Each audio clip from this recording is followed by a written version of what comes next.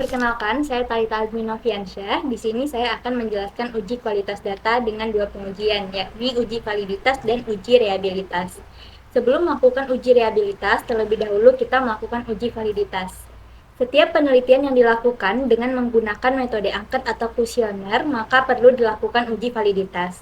Uji validitas berguna untuk mengetahui kevalidan atau kesesuaian angket yang digunakan oleh peneliti untuk memperoleh data dari para responden atau sampel penelitian.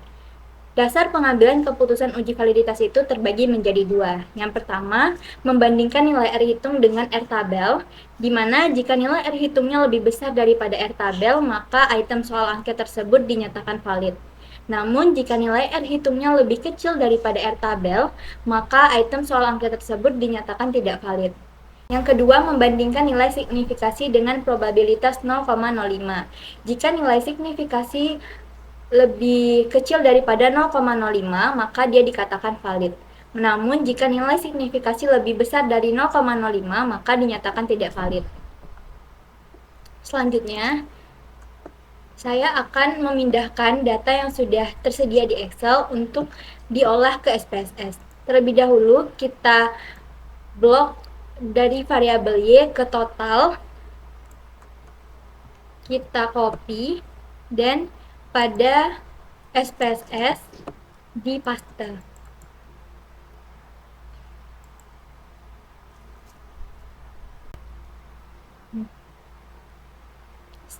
Setelah dipaste, maka namanya belum ada perubahan, jadi kita rubah terlebih dahulu sesuai dengan data yang sebelumnya.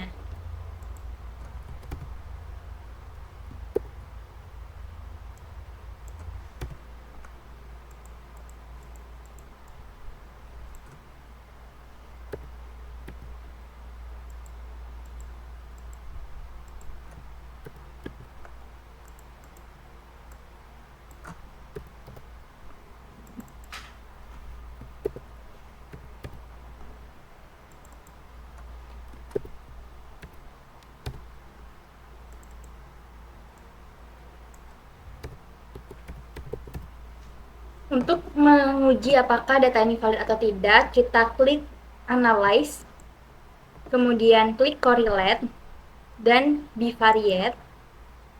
Selanjutnya, pindahkan keseluruhan datanya kecuali pada variabel Y, dan klik OK.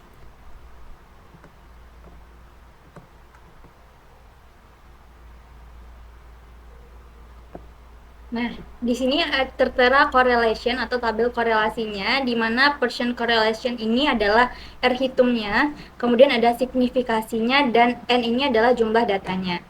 Untuk totalnya itu 0,993. Karena tadi tingkat signifikasi kita 0,01 dan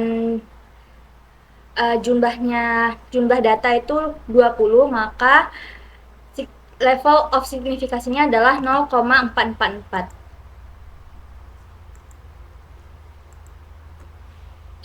Karena nilai R hitungnya itu lebih besar daripada nilai R tabel, maka item soal tersebut dinyatakan Setelah valid. sebelumnya melakukan uji Selanjutnya, validitas, maka kita lihat selanjutnya pada yang harus tingkat dilakukan signifikasinya adalah itu dengan melakukan uji reliabilitas 0,001 atau yang menguji artinya tingkat lebih kecil kepercayaannya. daripada Secara umum, reliabilitas 0,05. diartikan sebagai sesuatu Maka hal yang dapat dinyatakan valid. dipercaya atau keadaan yang dapat dipercaya. Selanjutnya, kita akan Dalam analisis statistik, uji melakukan reliabilitas uji berfungsi untuk reliabilitas. mengetahui tingkat konsistensi suatu angket yang digunakan oleh peneliti, sehingga angket tersebut dapat diandalkan untuk mengukur variabel penelitian, walaupun penelitian ini dilakukan berulang-ulang dengan angket dan kuesioner yang sama.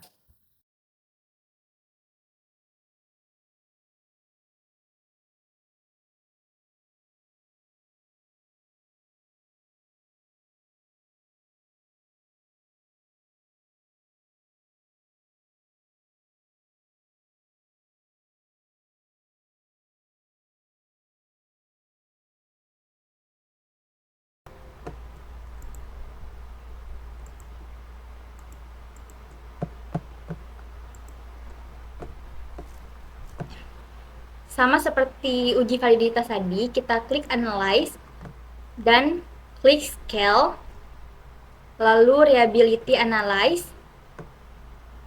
Pindahkan keseluruhan datanya, kecuali data variabel Y dan juga total.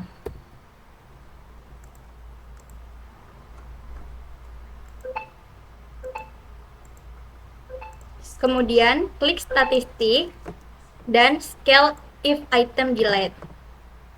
Klik continue, modelnya alpha. Nah, bisa dilihat di sini tabel reliability statistik, di mana cron batch alpha itu senilai 0,993 dan end of itemnya 5. Karena nilai cron batch alpha-nya itu lebih besar daripada 0,60, maka nilai kuesioner atau angket dinyatakan reliable atau konsisten. Baik, saya Aisyarana Arifah S. Di sini akan membahas terkait dengan uji asumsi klasik, yang dimana tujuan dari pengujian asumsi klasik ini untuk memberikan kepastian bahwa persamaan regresi yang didapat itu memiliki ketepatan dalam estimasi, tidak bias, dan konsisten. Nah, dalam uji asumsi klasik ini terdapat 4 pengujian yang biasa digunakan, yaitu uji normalitas, uji multikolinearitas, uji heterokedastisitas, dan uji autokorelasi. Nah, kita lihat di datanya terlebih dahulu. Di sini ada 20 data. Nah, kita paste terlebih dahulu datanya.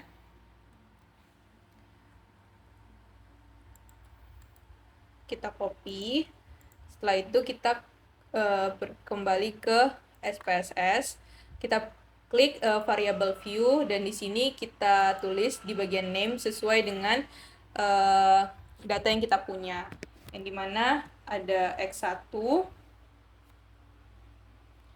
X2, X3,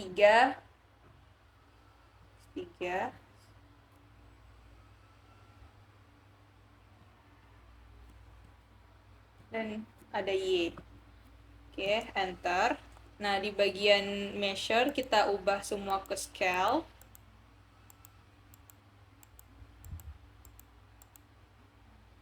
Setelah itu bagian label ini kita sesuaikan dengan data sampel yang ada, di mana X1 itu pendapatan, X2 inflasi, X3 suku bunga, dan Y itu adalah konsumsi.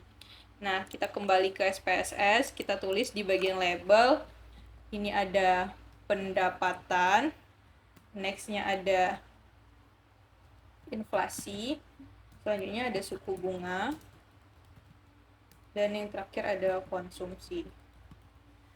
Nah, sesuai dengan data yang telah ada tadi. Nah, selanjutnya kita pilih data view. Data yang sudah kita copy tadi kita paste di bagian sini, sehingga muncul angkanya nanti seperti ini.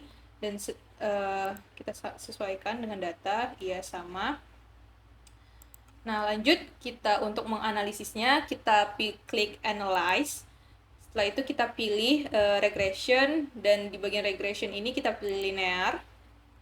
Nah, untuk variabel Y itu kita pindahkan ke dependent, dan variabel X dari X1 sampai X3 itu kita pindahkan ke independent, dan metodenya kita buat di sini enter. Selanjutnya kita klik statistik. Di sini kita centang bagian estimates, model fit, dan bagian collinearity diagnosis ini dimana untuk menguji multicollinearitas nantinya, dan kita centang di bagian Durbin-Watson untuk menguji autokorelasi. Kita klik continue. Setelah itu pilih plots, yang dimana kita pilih stress ID ini kita pindahkan ke bagian Y, dan pilih ZPRED kita pindahkan ke X. Nah, setelah itu kita centang bagian histogram dan normal probability plot. Kita klik continue. Nah, setelah itu kita pilih bagian save. Kita klik unstandardized, dan kita klik continue. Setelah itu, setelah semua telah disesuaikan, kita klik OK. Nah, kita tunggu untuk analisanya.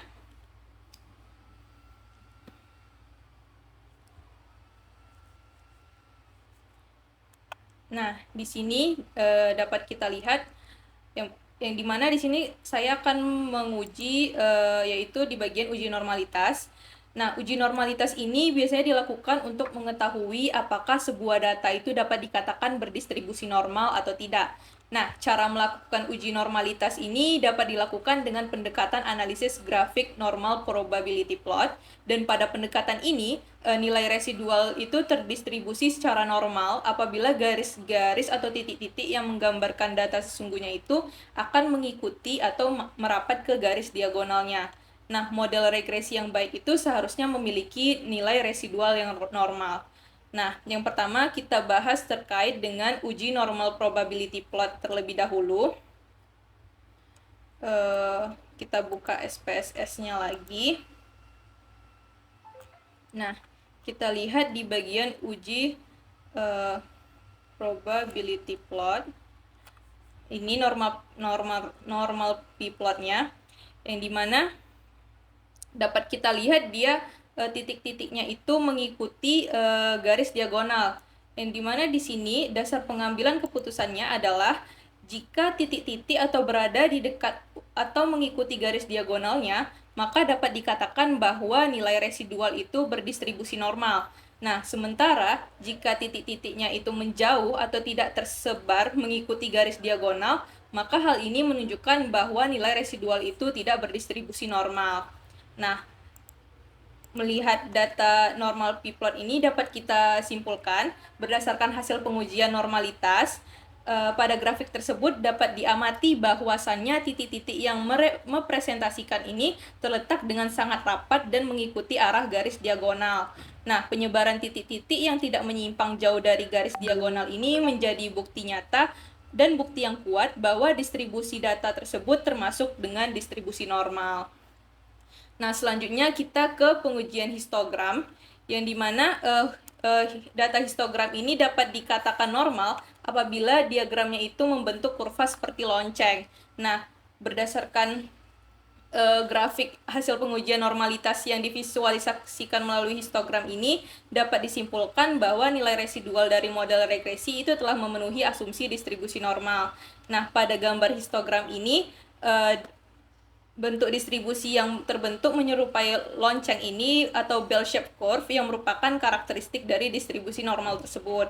Nah, nilai mean itu yaitu mendekati 0, yaitu min 5,31E15 yang secara praktis ini sama dengan 0, dan standar deviasinya itu sebesar 0,918, dan semakin menguatkan bahwa persebaran data residual tersebut terpusat di sekitar nilai mean dan tidak memiliki kecenderungan bias yang sistematis.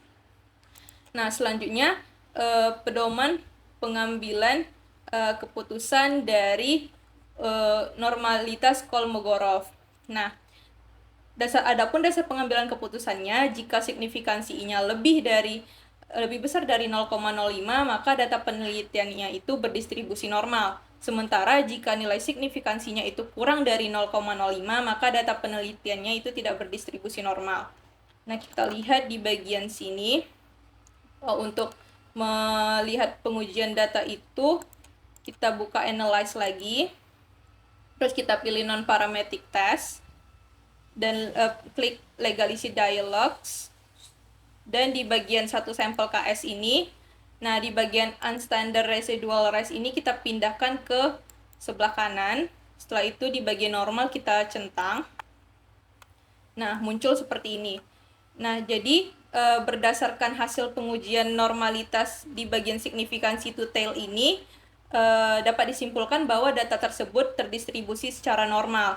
Karena kesimpulan ini didasarkan pada nilai asymptotic significant to tail-nya yang sebesar 0,2, yang dimana hal tersebut lebih besar dari 0,05, dan nilai tingkat signifikansi ini memang jauh lebih besar dari alpanya, dan dengan demikian hipotesis 0 atau H0 yang menyatakan bahwa data berdistribusi normal itu tidak dapat ditolak. Sekian, terima kasih. Baik, saya Pertiwi. Saya akan menjelaskan tentang uji multikolineritas dan uji heteroskedastisitas. Di mana yang pertama saya akan menjelaskan tentang uji multikolineritas, di mana itu tuh bertujuan untuk menguji apakah model regresi terbentuk adanya korelasi tinggi atau sempurna antar variabel bebas independen. Nah, jika ditemukan adanya hubungan korelasi yang tinggi antar variabel bebas, maka dapat dinyatakan adanya gejala multikorlinier pada penelitian. Model regresi yang baik seharusnya tidak terjadi korelasi di antara variabel bebas atau tidak terjadi gejala multikolineritas. Nah, dalam pengambilan keputusan uji ini ada dua, yaitu toleransi dan VIV. Di mana yang pertama, yang toleransi itu jika nilai toleransinya itu lebih besar dari 0,10, maka arti itu tidak terjadi multikolineritas dalam model regresi. Sedangkan jika nilai toleransinya itu lebih kecil dari 0,10, maka artinya terjadi multikolineritas dalam model regresi. Nah, di sini kita bisa lihat pada data kita yang koefisiennya.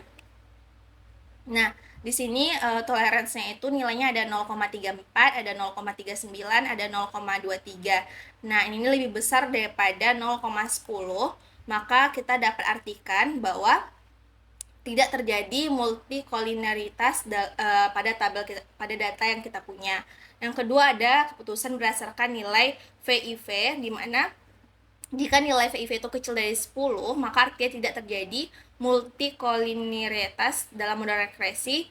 Sedangkan jika VIV-nya itu besar daripada 10, maka akan terjadi multikolineritas dalam model regresi. Di mana kita lihat pada data kita, sebelah toleransi tadi, yaitu ada 29,54, ada 25,75, ada 43,55. Di mana pada data kita ini dia lebih dari 10, maka artinya terjadi multikolineritas pada data yang kita punya. Yang kedua, kita masuk pada uji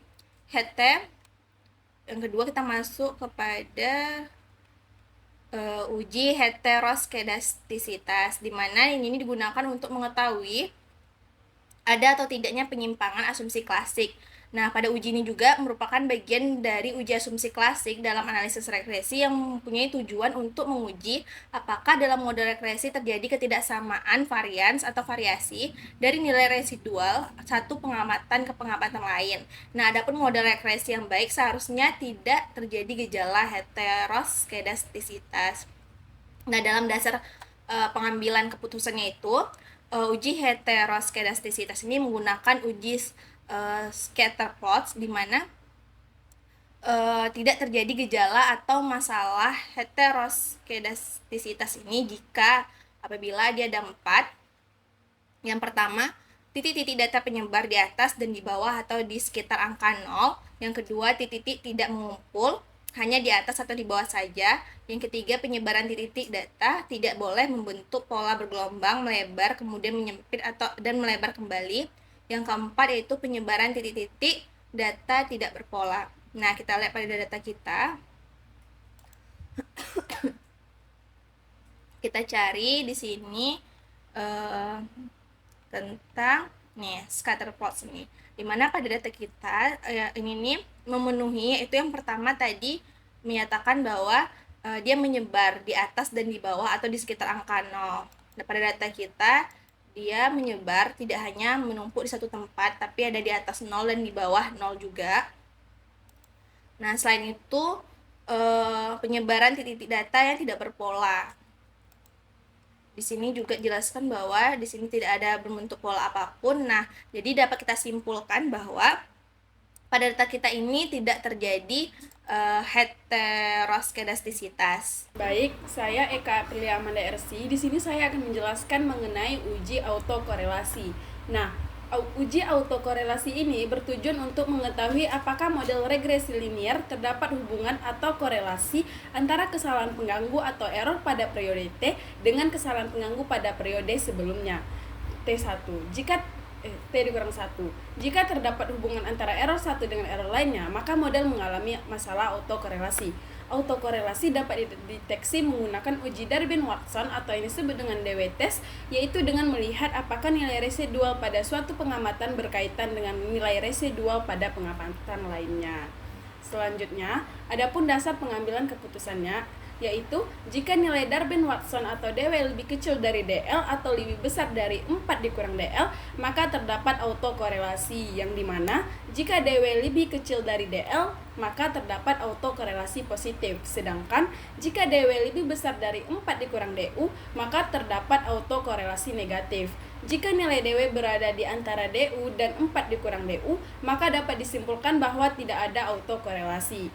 Jika nilai DL dan DU diperoleh dari tabel Darwin-Watson berdasarkan jumlah variabel independen atau K dan jumlah data yang disebut dengan N dengan signifikan 5%, karena variabel independen dalam penilaian ini berjumlah 3, maka nilai DL atau DU dicari pada tabel dengan K3.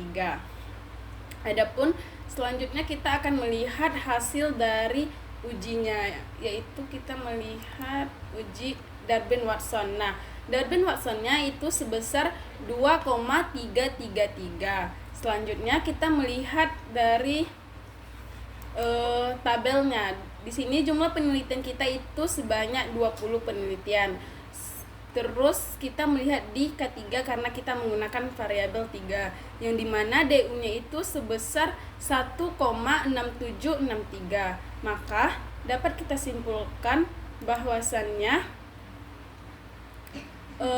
berdasarkan hasil perhitungan diperoleh nilai Darwin-Watson-nya itu sebesar 2,33. Nilai batas atas untuk keputusan tidak hanya ada autokorelasi dihitung sebagai tadi kita sudah melihat bahwasannya DU-nya itu 1,6763. Selanjutnya 4 dikurang DU itu hasilnya 2,3237. Kemudian kita bandingkan dengan nilai DW-nya. Tadi nilai DW-nya itu 2,333, sedang dikurang 4 dikurang DU hasilnya 2,3237. Jadi DW-nya 2,33 lebih besar daripada 4 dikurang DU, yaitu 2,3237, maka dapat kita simpulkan bahwasannya model regresi mengalami autokorelasi negatif, yang dimana berarti pola error dalam model tidak sepenuhnya acak, tetapi cenderung bergerak berlawanan dari suatu pengamatan ke pengamatan berikutnya, sehingga asumsi tidak adanya autokorelasi belum terpenuhi. Baik, halo semuanya. Perkenalkan, saya Nabila Rahmadani. Di sini saya akan menjelaskan mengenai uji analisis regresi berganda. Seperti di mana kita ketahui bahwa analisis regresi bertujuan untuk mengetahui pengaruh dua atau lebih variabel independen X terhadap variabel dependen Y. Nah, di sini saya memiliki data dari Y, X1 hingga X5. Kita akan melakukan uji analisis terhadap data ini. Yang pertama itu kita masukkan datanya ke dalam SPSS seperti yang sudah kita lakukan sebelumnya. Kita masukkan dari Y, X1, X2, X3, dan X4, X5. Setelah itu kita copy dari Excel-nya ke SPSS-nya. Setelah kita copy mendapatkan hasil seperti ini, kita lakukan analisis regresi bergandanya melalui SPSS. Kita pergi ke regresi, kita pilih linear. Di sini dapat dilihat bahwa Y kita pindahkan ke dependen dan X kita pindahkan ke independen. Sebelum mengklik OK, kita harus memastikan bahwa di bagian statistik itu hanya dicentang di bagian estimates dan model fit. Setelah itu kita ketik OK dan keluar hasilnya. Dari hasil olah data tersebut, kita dapat melakukan analisis regresi bergandanya. Kita kembali keluar. Di sini yang pertama kita melakukan analisis dasar pengambilan keputusan UJT parsial berdasarkan nilai signifikan, di mana jika nilai signifikannya lebih kecil dari 0,01 artinya variabel independen X secara parsial berpengaruh terhadap variabel dependen Y. Nah, mari kita kembali ke hasil analisis SPSS yang tadi. Di sini kita dapat lihat bahwa hasil signifikansi X1, X3, X4, dan X5 itu lebih besar daripada 0,01, yang mengartikan bahwa variabel independen tersebut secara parsial tidak berpengaruh terhadap variabel dependen, Sedangkan untuk X2, variabel independen X2, ini hasil signifikansinya adalah 0,002 yang berarti bahwa ini lebih kecil dari 0,01 dan berarti bahwa X2 berpengaruh secara parsial terhadap variabel dependen Y. Selanjutnya, kita akan melakukan analisis regresi berganda terhadap dasar pengambilan keputusan uji T parsial berdasarkan nilai T hitung dan T tabel. Di sini, jika nilai T hitung lebih besar dari T tabel, maka artinya variabel independen X secara parsial berpengaruh terhadap variabel dependen Y. Sebelum kita melakukan analisis, kita perlu mencari terlebih dahulu berapa angka dari T tabel data tersebut. Di sini alfa dibagi 2 itu kita lihat di sini. Alfa dibagi 2 adalah jadi 0,01 dibagi 2, 20 dikurang 5 dikurang 1, sehingga kita mendapatkan hasil 0,005 banding 14, dimana ini kita lihat ke T tabel yang kita miliki. Ini dia T tabel. Kebetulan dalam data ini memiliki merupakan data dua arah, sehingga 0,05 dan 14 itu adalah 2,977 di T tabelnya. Kembali ke sini, 2,977. Hal ini berarti jika nilai T hitung lebih besar dari 2,977, artinya variabel independen X secara parsial berpengaruh terhadap variabel dependen. Kita lihat di hasil olah datanya. Di sini T hitungnya untuk X1 itu lebih kecil dari 2,977 ya. Sehingga menunjukkan bahwa X1, X3, X4 dan X5 itu secara parsial tidak berpengaruh terhadap variabel dependen karena memiliki T hitung yang lebih kecil daripada T tabel. Sedangkan untuk X2 kita dapat lihat di sini bahwa T hitungnya adalah 3,737 yang menunjukkan bahwa T hitungnya lebih besar dari 2,977. Sehingga X2 berarti memiliki berpengaruh secara parsial terhadap variabel dependen Y. Nah, selanjutnya kita masuk ke dasar pengambilan keputusan uji F simultan berdasarkan nilai signifikansi. Di mana jika nilai signifikansinya lebih kecil dari 0,01, artinya variabel dependen X secara simultan berpengaruh terhadap variabel dependen Y. Kita lihat di sini, signifikansi F-nya adalah kurang dari 0,01. Berarti hal ini menunjukkan bahwa hasilnya variabel independen secara simultan berpengaruh terhadap variabel dependen karena lebih kecil dari 0,01. Lalu kita lihat di sini untuk yang terakhir itu dasar pengambilan keputusan uji F simultan berdasarkan nilai hitung dan tabel. Di sini jika nilai F hitung lebih besar daripada F tabel, maka artinya variabel independen X secara simultan berpengaruh terhadap variabel dependen Y. Kita perlu mencari terlebih dahulu berapa sih F tabel untuk data tersebut. K-nya adalah 5. Kita memiliki 5X ya, teman-teman. K-nya adalah 5. Berarti di sini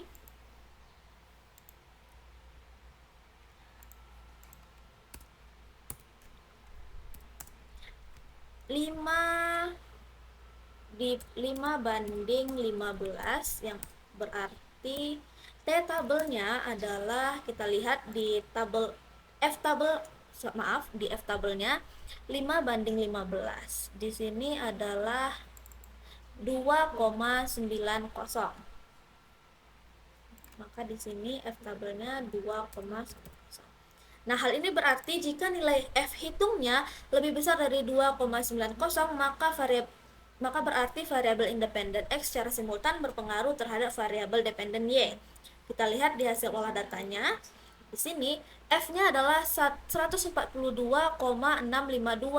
Yang ini hal ini menunjukkan bahwa F hitungnya lebih besar daripada F tabelnya. Berarti bahwa di data ini variabel independen X-nya secara simultan berpengaruh terhadap variabel dependen Y.